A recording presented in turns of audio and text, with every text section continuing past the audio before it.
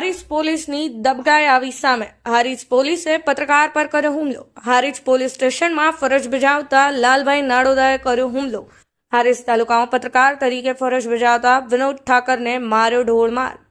ખાનગી ન્યૂઝ ચેનલના રિપોર્ટર વિનોદ ઠાકર બંને પગે છે હેન્ડીકેપ।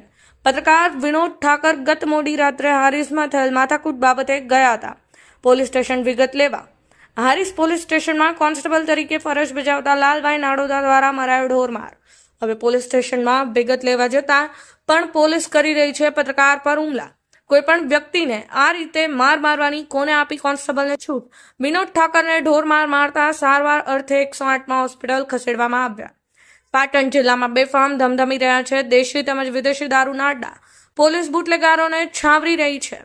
જિલ્લામાં ધમધમતા દારૂ જુગાર તેમજ વલી મટકાના અડ્ડાઓ છતાં પોલીસ મૌન સેવી મેળવી રહી છે મસમોટી મલાઈ ને નિર્દોષ લોકો પર હુમલો કરી ઢોર માર મારી પોતાનો ખોફ બતાવતી બાહોશ હારીજ પોલીસના કોન્સ્ટેબલને કોને આપી સત્તા?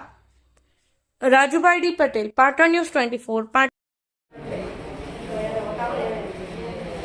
હું પત્રકાર તરીકે કામ કરું છું।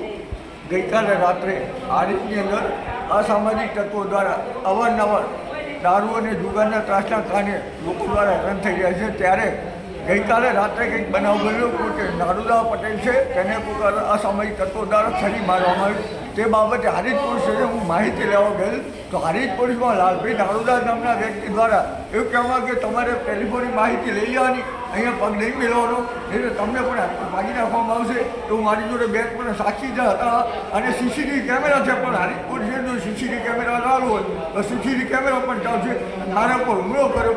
હાલ અહીંયા જોઈ શકો છો કે આ લોહી, અહીંયા લોહી, આ મારા મોઢામાં લોહી અને અહીંયા લોહી જોઈ શકો છો અને હુમલા કરવામાં આવશે। પોલીસ દ્વારા એવું કહેવામાં આવશે કે અમે બધી જોડે હટાવીએ છીએ, તો તમારે આ બાબતે કોઈ માહિતી આપવા કંઈ બોલવાનું નહીં અને તમારે જે જુઓ તે ટેલિફોનની બાજુ અને લાલાભાઈ નાડુદા કરી કંઈક સંવિધાન કરે છે।